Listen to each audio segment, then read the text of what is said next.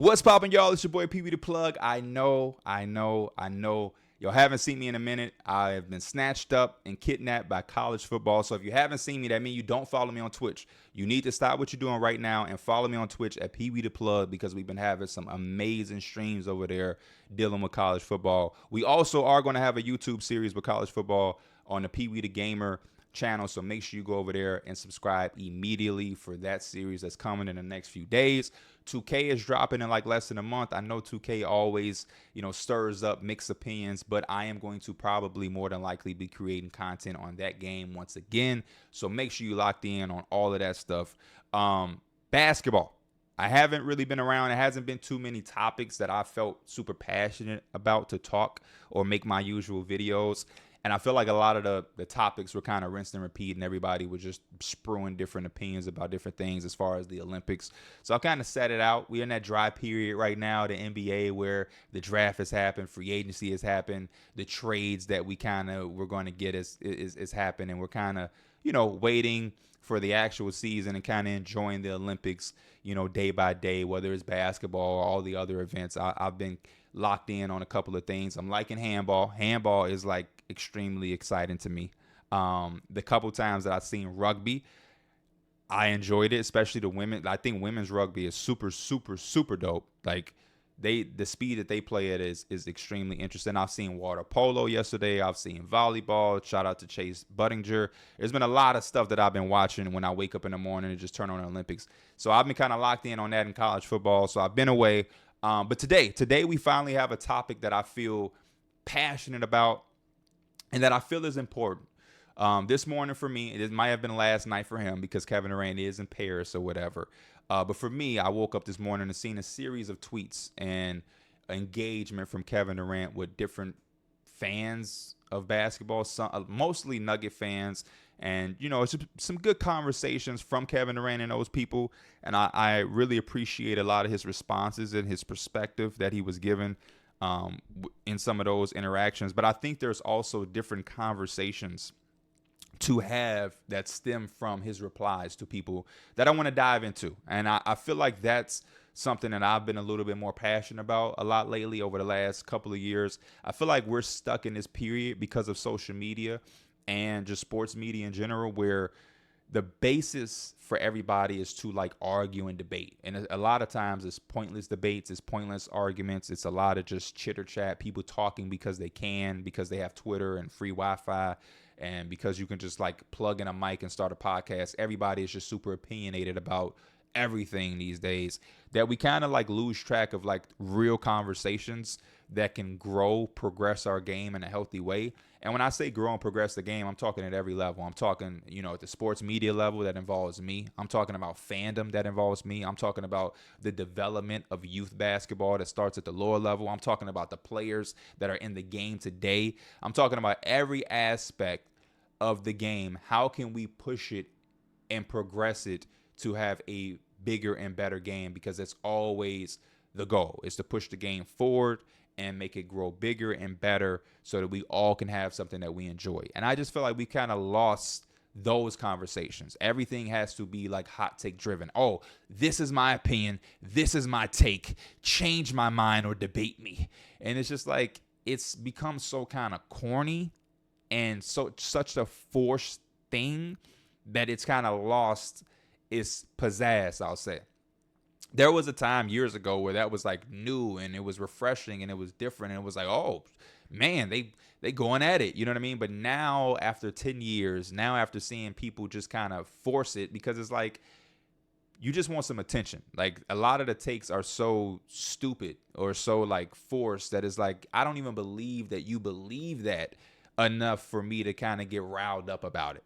And when you lose the genuine authenticity behind something like that, it loses everything for somebody like me. Like I'm just a person that enjoys authentic, genuine, emotions. And it feels like a lot of it is not really that genuine. It's like to get clicks, it's to get engagement, and it's to get attention. And once that kind of comes into the fold, again, it loses its touch and it just doesn't hit the same for somebody like me. And with all that being said, because that's a lot of people's focus, We miss out on real genuine conversations where there's not a debate, there's not an argument. It's just like a conversation with different perspectives that is trying to, just conversate and get to a certain place where we can enjoy different perspectives and learn and grow, and like I said, progress ultimately. And I feel like this topic and a lot of the things that can stem from it can do that. And that's kind of what's been pushing me, when I talk basketball for, like I said, the last few years. So the first thing I'll say is, I think one of the things that I've had a problem with when it comes to social media is Twitter. And the reason Twitter has been a big factor in it is because I think Twitter is like the land of contradiction. And I've said it on so many different platforms or so many different times. And it ain't just like NBA Twitter. It's just Twitter in general, where like people will go on Twitter and they'll be the toughest people in the world. Like legitimately, the toughest people in the world are on Twitter. You know what I mean? Like people will say the most craziest, foulest stuff to you, and they'll be so cutthroat. They so tough. They ready for whatever. They'll do whatever. They willing to die behind a tweet. Like it's so macho. But then those same people on the flip side are like the softest people in the world, where like they get offended by every single thing. Stuff that isn't even meant to offend them offends them. So it's like you have to pick and choose what you want to be. You can't be this cutthroat, tough, big and bad, macho persona who then is also offended and sensitive behind every single thing. And that's what I see on Twitter. And a lot of that is like in this Kevin Durant stuff. And we'll start. So the first thing that popped all of this off is somebody named Swiper, who is a Nuggets guy, Nuggets fan, Nuggets analyst, whatever. He showed support to Serbia, and I don't think he was wrong in doing that. I actually agree with the Swiper tweet, because it was legitimate, and I'm gonna read it word for word. I got all of the tweets here. He says Serbia just took the most talented team in the history of the planet to the wire with a medal on the line. Team USA was a 16-point favorite. The whole country should be proud. There's not anything in this tweet that I disagree with. It's not anything in this tweet I disagree. He was 1,000% right. Kevin Durant, who just beat this team and saw all of the narratives for the past, I don't know how many, months or even a year, about all of these different countries catching up. USA lost his touch. USA is going to lose. This and then the third. He responds and says, "Where you from?" Now, when I seen this, I kind of chuckled and laughed. I didn't think too much of it. He didn't disrespect him to me. He didn't, call him out of his name. He didn't write a pair. He just simply said, "Where you from?" And I took this as shit talking because, again, Kevin Durant is not a fool. He's on Twitter and social media just like us. And contrary to popular belief, I think all of these guys are. I think LeBron is on Twitter just as much as Kevin Durant. I think Steph Curry is not too far from hearing what people are saying on social media and in the media. I think everybody on the team is that way. So that's why I believe when we were seeing those early commitments to Team USA, when LeBron was like, yeah, this I'm talking last year, before they was hitting people up. But just because of the narrative that they were seeing, I remember those early tweets of like, "No, I'm playing." Steph Curry is like, "No, I'm playing," because they are competitors. I know we talk about Michael Jordan and Kobe Bryant, like those are the tiers of like psycho competitive, nature. And I know we don't have a lot of that in today's game at that level, but these guys are still ultra competitors. That's why they are who they are. You know what I mean? It takes some competitive nature to be the best player in your school, the best player in your area, the best player in your city, the town, the best player in your state, the best player in your country, the best player in the nation, one of the best players in the world. Like, that's what these guys do. A lot of people get to these certain levels and they begin to be complacent. Oh, I'm the best player in my school, and that's it. I know because I was one of those people. Oh, I'm the best player in my grade, and that was it for me. You know what I mean? But these guys take it to, nah, that ain't good enough for me. Being the best player on my team isn't good enough for me. Being the best player in my area isn't good enough for me. Being the best player in my state is not good enough. Being the best player in the nation, not good enough. To have that thinking comes from a certain competitive bone in your body. So I take that as the shit talking. They have processed all this. So every win and every game, especially like the Serbia one, where people are thinking they're gonna lose and hoping that they lose, they kind of ready for them to lose to be able to say, look, look, look, look, look. These guys, they know that. They feel that. That's why that when they won, it was like, oh, let's go. The difference is Kevin Durant is the one that will talk about it on Twitter. That's the difference. So he's just talking shit. Where you from? So, of course, Kevin Durant saying where you from. Here come all of the Nugget fans, and here come all of the Jokic fans, and all of the Kevin Durant haters. And you got somebody, there's some Will character who was a Nugget fan as well. Like, I just accidentally hovered over his name, and the first thing you see in his bio is I love the Nuggets. Like, this is the fandom that we're going to talk about. Where, like, forget who you are and what you represent. Like, the first thing is that I am a Nuggets fan. You know what I'm saying? And that's just the level that we're at. No disrespect to Will. I don't know Will. I'm not here to bash anybody. Everybody live their life the way that they see fit. We only got one to live. Do what's best for you and what makes you ultimately happy. But fandom has reached the point where it's like you have a bio and it's like, nah, don't worry about where I'm from, how old I am, anything about me or what I do. I'm a Nuggets fan. And he's not the only one. That's just something that we've seen. Is like, that's the first thing I'm telling you, is that I want you to know I'm a Nuggets fan. And he responds in defense of a swiper or whatever. And he says, God, the first response, God, KD just responded to Swiper for saying the country of Serbia should be proud. What a scumbag move. Then people, I guess, replied, and he quoted the tweet. He's doubling down. Some people are some people are saying, some people are saying me calling KD a scumbag was too harsh. So I'll rephrase. He's a petty, insecure, little, ignorant bitch. Now, he just took this from something small to like overboard. Like, we calling people out of your name.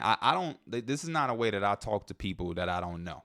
I don't really talk to people like this that I do know. You know what I'm saying? Like, this is the fandom that, again, we're going to talk about, where like you're emotionally riled up because he said, where you from, to somebody that isn't you. It's not even you he's talking to. It's not even you. And he didn't even say nothing too crazy. He's just talking shit. And he didn't even talk the shit how I would talk shit yet. Because Kevin Durant will talk shit, but to the swiper dude that you're kind of defending, he ain't really even crossed that line. But again, these are the people that I'm talking about who will talk shit, troll, talk shit about their team and root for the team and do whatever. But you say where you from, and now all of a sudden you are insecure, petty, little, ignorant bitch.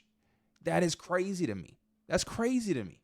Anyway, this is where Kevin Durant finally starts replying to people outside of the swiper thing. He says Will's upset. Even Will call him out of his name and saying all these different things. Kevin Durant just keeps it small, short, and keeps it moving. Will's upset, ... Now we got other people, Nugget fans, NBA fans, people with opinions. Now everybody's chiming in all of a sudden to different replies and everything like that. And one of the guys who was replying to somebody who was speaking in defense or for Kevin Durant, I don't want to have to read all of these tweets, but Kevin Durant said, where you from? Somebody said, he just said the country should be proud, dog. And then this is a dude with a Jamal Murray profile picture. And then another dude said, exactly, Durant's ego is so fragile that he somehow feels slighted. Again, I just broke down why, Team USA has a chip on their shoulder. As competitors, you're always trying to find out. I just broke that down. People, again, these are people who will tell you they follow the NBA, they know what's going on, they got a pulse, but it's like he feels slighted. Yeah, he does feel slighted. You're absolutely right. Somehow he feels slighted. Again, people just, I don't know. People choose to be blinded, or they choose to, I don't know. So now this other guy says, nah, he's just tired of American Nugget fans cheering against Team USA and cheering for Serbia.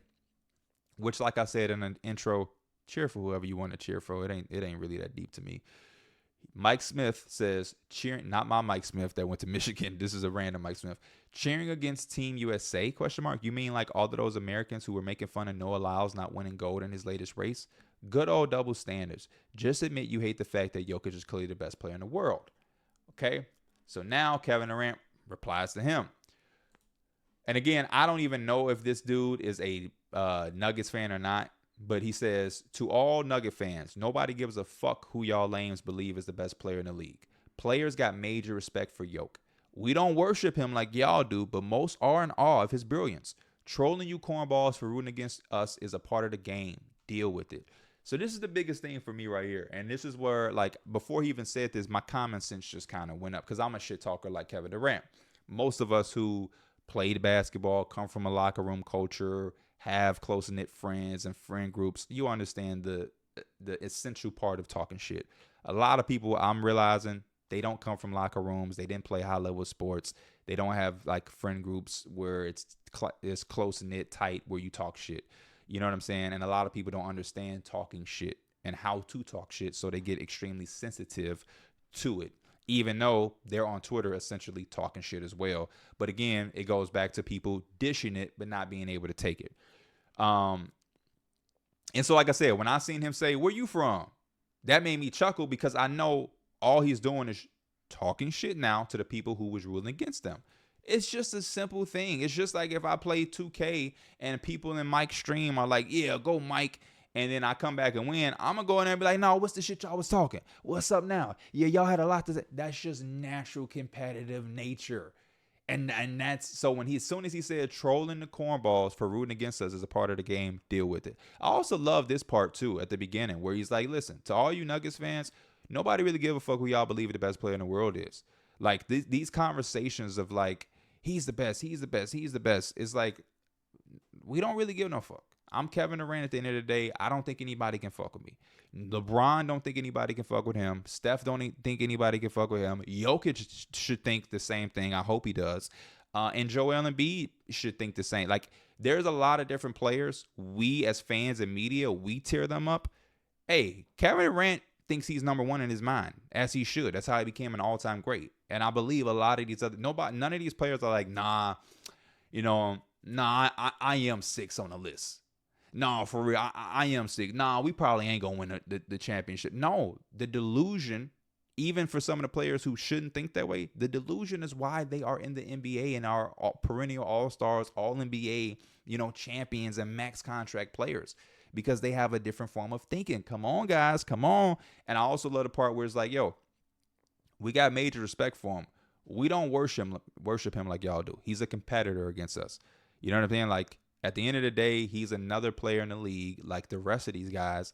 I don't bow down to him. I don't bow down. And I think this is Kevin Durant's feeling to any player in the league. I think he respects Steph and Bron and all of these other guys. But Kevin Durant, he believes he's one of those guys. I think Kevin Durant has a quote saying it like, shit, why I ain't in a GOAT conversation? I think he had a quote like that because Kevin, that's what he believed. And NBA fans and people who swear that they love the game and follow this shit, they get to a point where they start talking like this, and it's like you forget who some of these guys are. Like this is, yeah, they are slighted, or yeah, he doesn't worship the ground that you other fans do for certain players. He does think he's one of the best. He does think he's the best. Duh. Do y'all not listen to when these players be talking? And so then another guy says, learn a lot about U.S. sports culture today. A lot of flexing for only just beating a nation of 6.6 M in a sport they invented. Acting like Jokic fans are committing treason. We here would never do this to a small Pacifica nation in rugby league. We embrace the competition. Kevin Durant quote tweets this. Let's talk about fan culture that's been created recently. A lot of huge egos who believe they are the reason for the advancement of a sport. A lot of idol worship, a lot of hate and division based off wins and losses, a lot of disrespect of the work being put in by these incredible athletes, mostly by people who don't know what it takes to be good at anything besides talking. Go do something and get out of the way. This is the one right here, y'all. This is the one. This is the tweet that made me say, oh, I'm making a video about this. I don't give a damn if the video get 50 views. I don't care if people disagree. I'm not here to debate. I'm not here to argue. This is it though.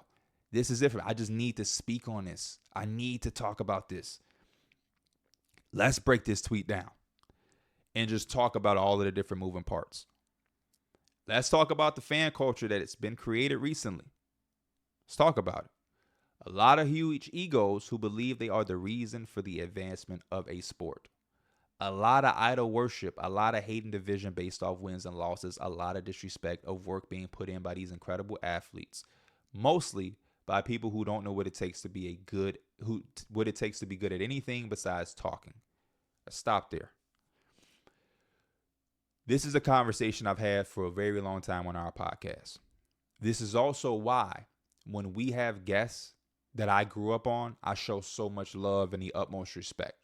And there's been a lot of people, some people joking and talking shit, which I have no problem with, but there are also people who really believe it.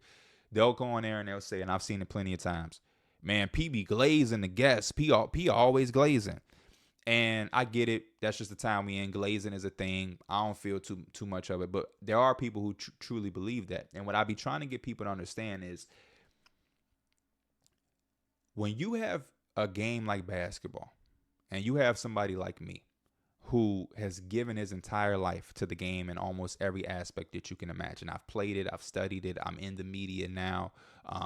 One day I'll dream of being some type of coach, not necessarily NBA coach, but I would imagine if I have kids that want to pursue or play basketball, I'll coach. You know what I mean? Like my little brother is one of the top players in our state right now. If there's been times where if he needed me to rebound or I'm going to a workout or anything, I'm going to his games. I'm telling them different things that I see, anything that is needed for me to help anybody, I'll be willing to do. I wouldn't classify myself as a trainer or anything like that, but hell, if you need me to give you some game or you trying to work on some shit, I've done it for fans, for people I know. And again, this is not me saying I'm Chris Brickley, but I love the game so much that I'm studying it at every capacity, where I have watched Chris Brickley videos. You know what I mean? I've followed Chris Brickley since the start of this shit. You get what I'm saying? When he was early, and I'm like, who the hell is this dude? You know what I'm saying? Oh, shit. And then seeing him get the Puma deal and all of that.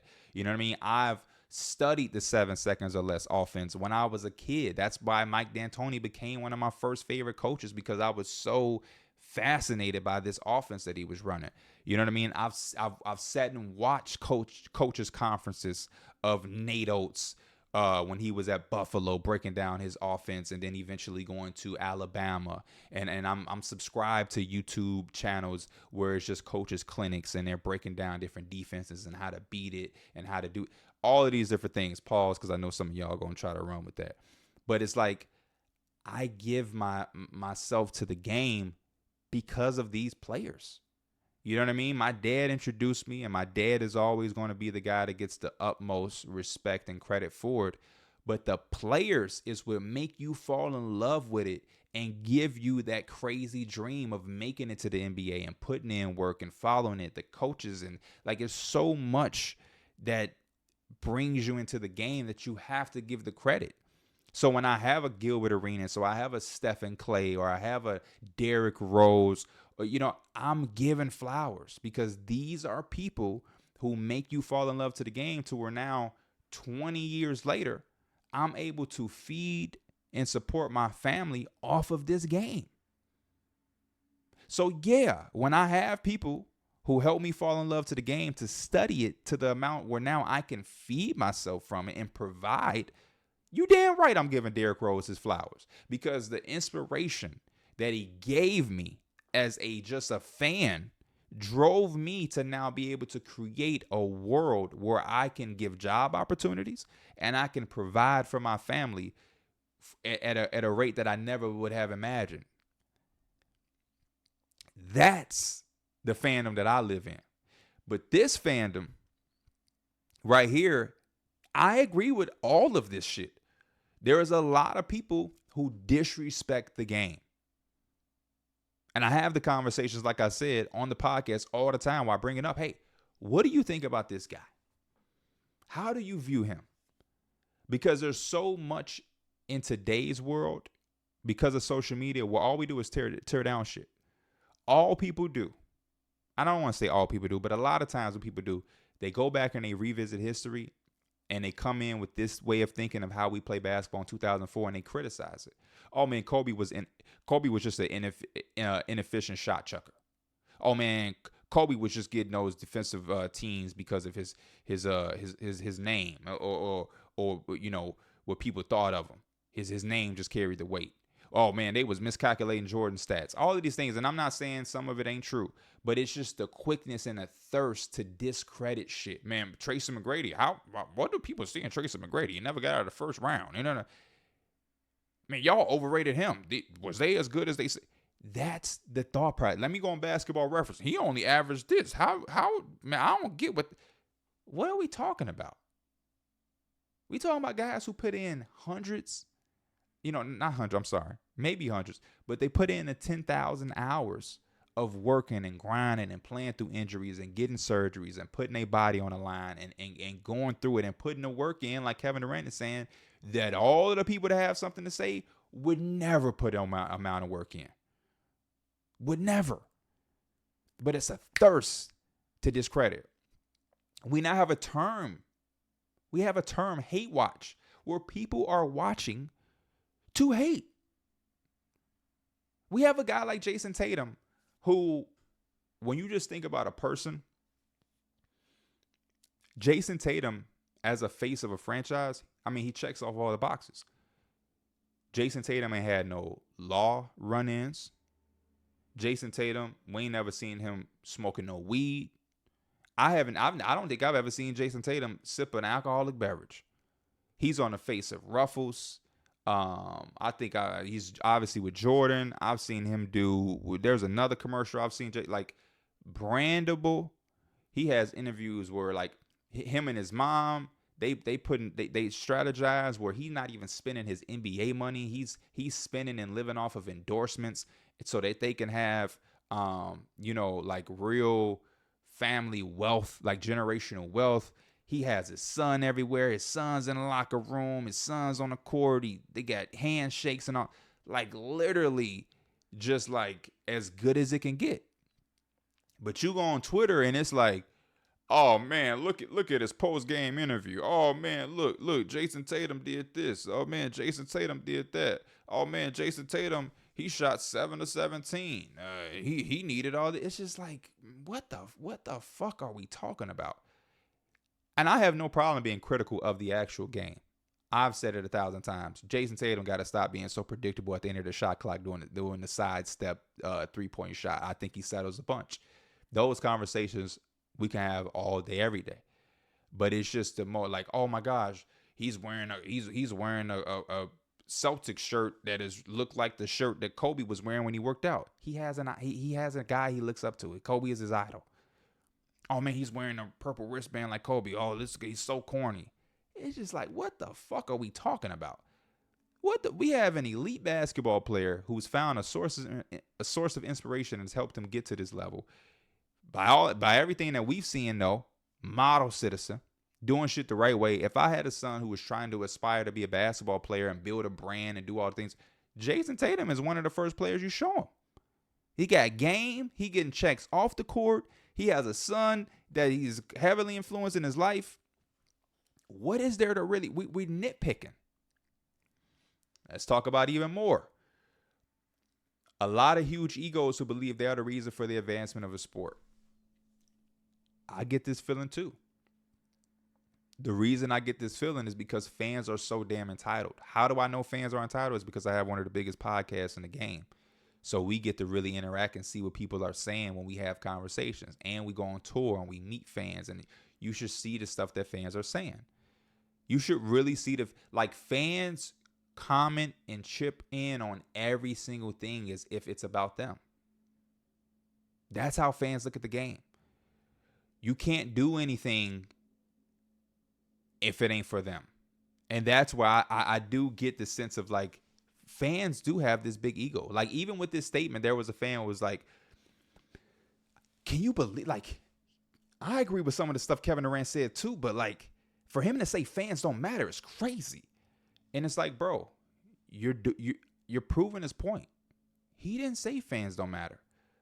But you're taking that because you're so entitled that you are like in awe. You can't even fathom that he is saying fans are poking their chest out a little. Like you can't even get past him saying that. Like that is so crazy to you because you are entitled.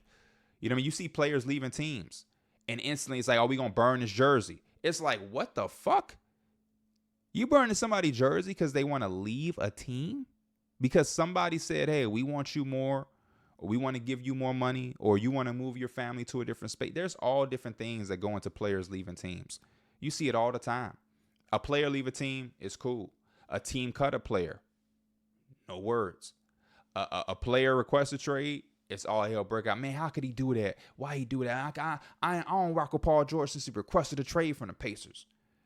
But it's like, how many stories have we seen guys like DeMar DeRozan be told you're not going to get traded, and he get traded? And again, DeMar DeRozan, that became an ordeal, but that became something because DeMar DeRozan spoke out about it.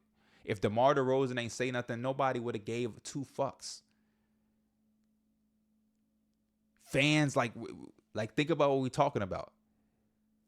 Fans go, like, think about burning a jersey. How many videos have we seen that? Think about the entitlement that comes behind that.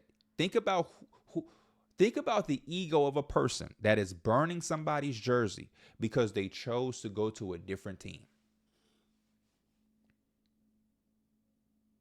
So you damn right, I believe I'm agreeing with Kevin Durant in that sentiment. I'm agreeing with Kevin Durant. And I disagree with anybody who is trying to say that they take this by saying Kevin Durant is saying fans don't matter. That's a bunch of bullshit. All of the context in this is right here for us to evaluate. Kevin Durant would never say that because Kevin Durant understands people buying his jersey, people buying his shoes. That's an important for him. People buying tickets. That he is understanding. We're not going to sit up here and try to change the words for people to have, again, another narrative instead of just accepting the truth and having self-reflection and accountability. Fans have to be better, plain and simple. A lot of idol worship, a lot of hate and division based off wins and losses, a lot of disrespect. Like, we can go on days. The division and hate, for me, is the thing that's driving it home. And I think this is not just fans. He's talking about fan culture, but I think this is also the media. It's what I said in the beginning, y'all. There's so much time spent on negativity, pure negativity. And there's people that's going to try to sit there and tell you, man, negativity sells. I disagree. Good content is what sells. Good shit sells. Good shit sells. There's been a lot of good TV shows, good movies, good products that had no negativity. It was just good at what it was delivering, and it does well. Everything don't need a fucking scandal or negativity or an argument or a debate of just nonsense. Just nonsense. A player go out and have a bad game and it's the end of the fucking world. And we got people shitting on them. They can't wait. These days, they can't wait for a player to have a bad game. A dude can have a 10-game stretch where he's killing. Right? A dude can give us 5 years of good basketball. You have that bad playoff for series, you're getting ether for the rest of the summer.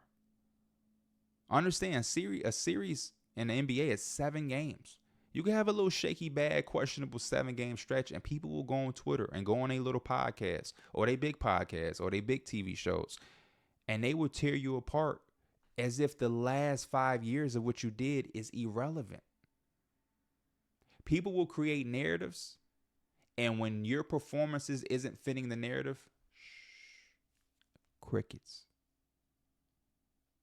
But then you'll have a little 3-game stretch, or maybe it's not even an entire series. The last 2 games of the series, their narrative fits the way you was playing. So now here they go again. Man, I told y'all. But they'll be quiet. We seen it for the whole year. A lot of people couldn't wait to talk about the Celtics. Man, they ain't going to do this shit. They're going to do the same shit they do every year. And once they kept knocking down every wall, being the best team in the league, being unfuckwittable for the 82-game season, handling their business in the play, everything was just discredit. Man, look who they playing. Man, they ain't had a real opponent yet. Man, this happened, and man, that happened, and just shit out of the Celtics' control. Even when they won a championship, the conversation is, oh man, can they do it again? It's just crazy. It's like, what are we talking? Man, yeah, they winning, but we ain't getting those performances from Jason Tatum. He ain't giving us 35. It's just like, oh, like. That is the hate and division in our game right now because of fan culture. It's like, I'm such a Mavericks fan that it's just fuck the Celtics. I'm such a Celtics fan that Joel Embiid is trash. It's not that I don't like him. It's not that I want my team to beat. He's trash. Huh? I tell people all the time the greatest interaction for me with the platform I have, one of my favorites, is this past playoffs when the Knicks matched up with the Sixers.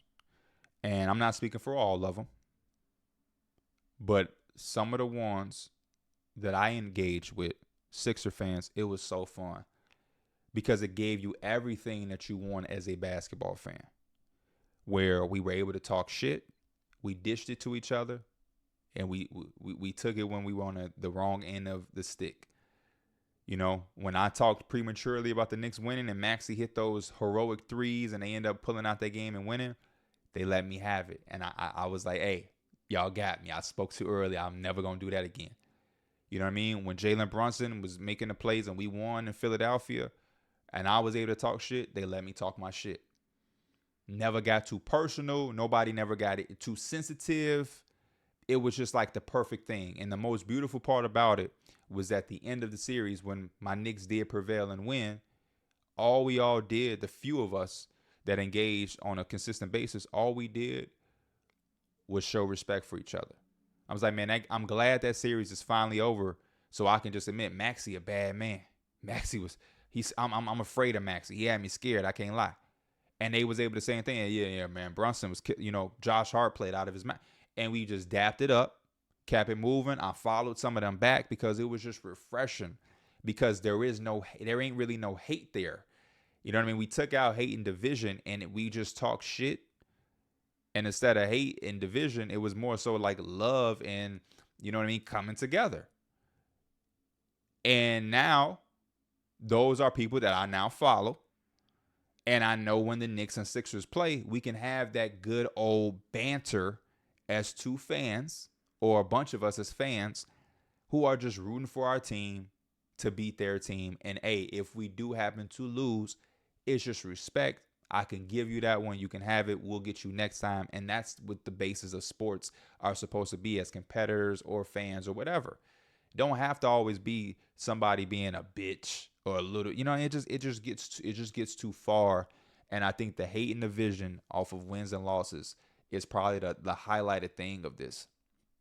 We can talk about idol worshiping and different things like that.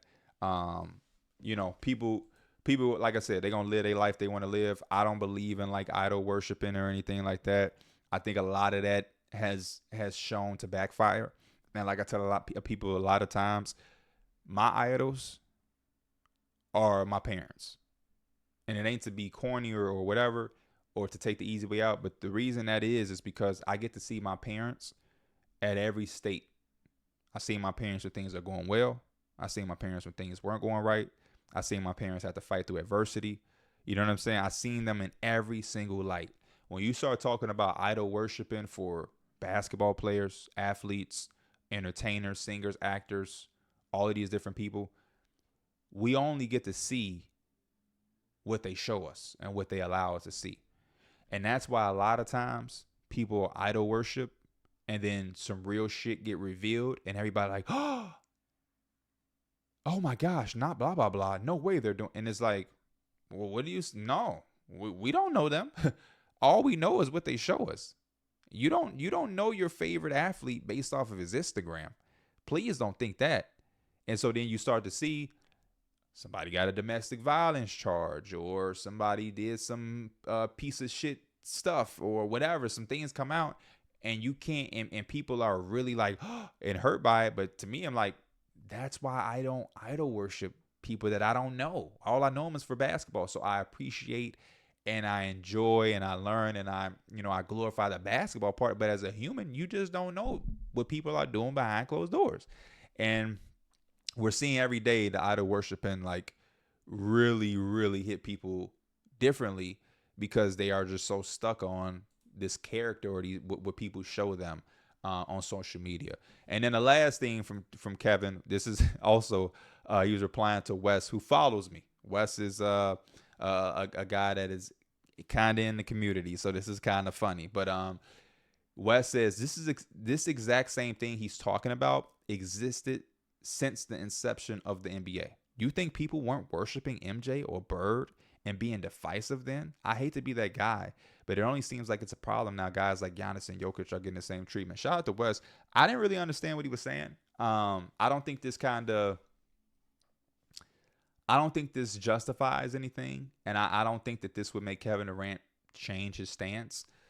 And Kevin Durant actually replied. Let me not forget to read his reply. That's what y'all gonna do. I mean, that's what y'all do, y'all clowns. This is not what Kevin Durant is talking this shit, whatever. Use players to push these corny agendas y'all got. This is a brotherhood, fam. You not a part of. It's a problem now because social media got you clowns walking around with your chest out like you mean something. You don't. Your takes don't matter. And this is like goes on to the last things that I was saying.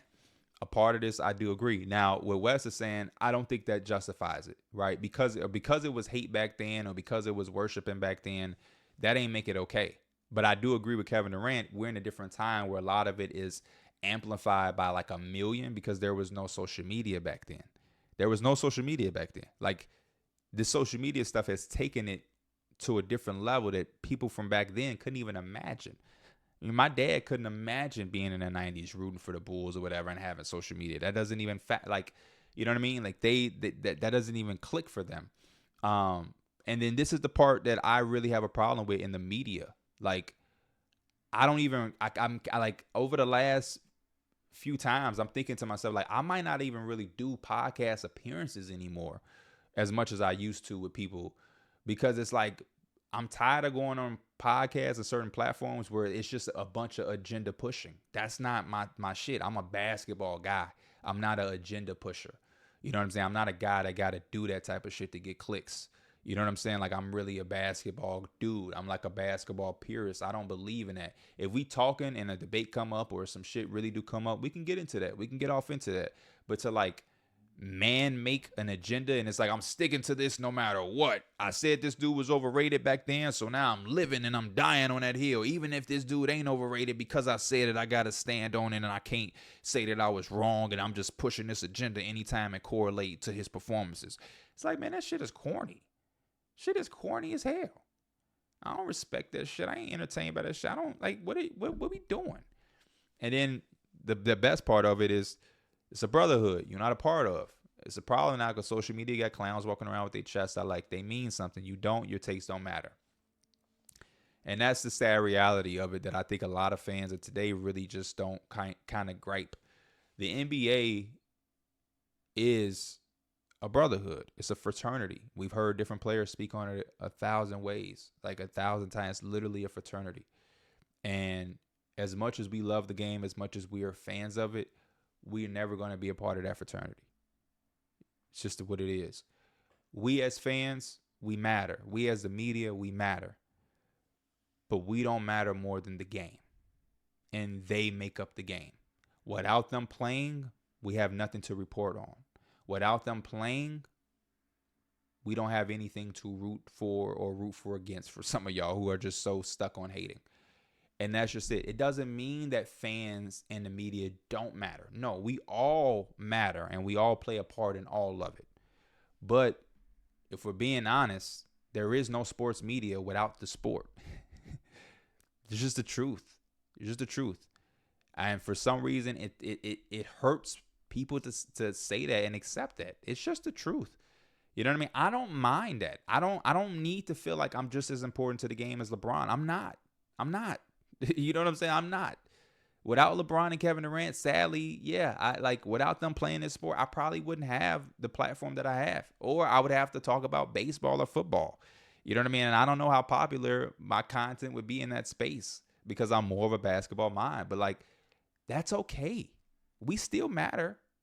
But we just don't matter more than the players. Because without them, we literally have nothing to watch, cheer for. Like, the pandemic should have showed us that.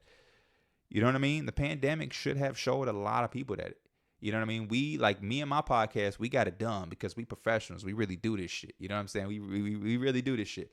But like, it's just from a entertainment standpoint, a lot of us was ready to throw our head against the wall because we didn't have any NBA to kind of watch and dissect and, you know, cheer and get that feeling. Like, That should have showed us. I remember, like, I was there when the league got locked out. The lockout, it was like, we was kind of going through it, and the players going to those pro league or pro-ams, you know what I mean, where LeBron and KD was playing against each other in the runs, or you got people going to the Drew League. That gave us a fix while the league was in a lockout. Again, the players gave us that. Without that, we just sitting around again, banging our head against the wall, waiting for something.